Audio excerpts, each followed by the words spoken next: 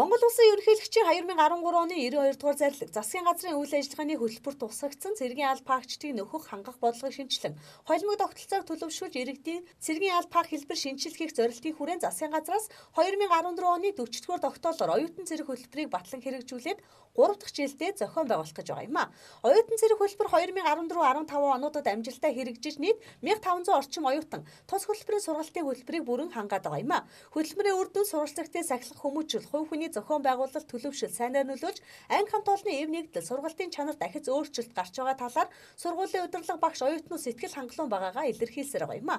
2016-нд оюутан цэрэг хөтөлбөрийн сургалтанд 1000 оюутныг хамруулахаар шийдвэрлээд байна. Энэ жилийн хувьд нийслэлээс гадна Ховд, Орнод, Говьсөнбүр аймагуудад энэхүү хөтөлбөрийг хэрэгжүүлэх юм а. Ингэснээр хөдөө орон нутгийн ихтэй сургуулиудын оюутнууд тус хөтөлбөрт хамрагдах өргөн боломжтой болж ирж байгаа юм.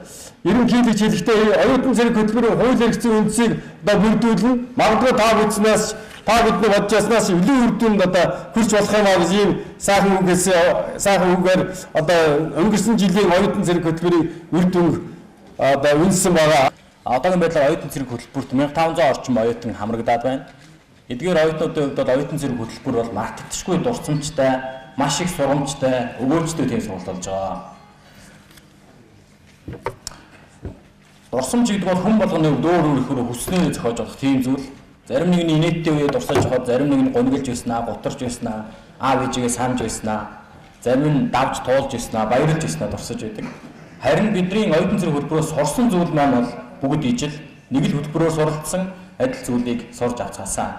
Хамгаалах яам оюутан цэрэг хөтөлбөрийн эрх зүйн зохицуултыг боловсронгуй болгох арга хэмжээний хүрээнд шинээр боловсруулсан цэргийн албаны тухай хуулийн төсөлд ихтэй сургууль мэрэгжлийн сургалт үйлдвэрлэлийн төвд харилцах цэргүүдийн насанд хүрсэн сайн дурын үндсэн дээр оюутан цэрэг сургалтанд хамрагдаж цэргийн мэрэгсэл эзэмшин цэргийн 1-р зэргийн бэлтгэл үүрэгтнээр бүртгэгдэхээр тусган улсын хуралд өргөн бариад байгаа юм. Энэхүү хөтөлбөр цаашид хууль болон хэрэгжснээр бүх нийтээр цэргийн аль паах хуулийн заалтыг хэрэгжүүлэх, нийт залуусыг цэргийн аль паалгадаг тогтолцоонд шилжихэд тодорхой хувь нэмрээ оруулах юм а.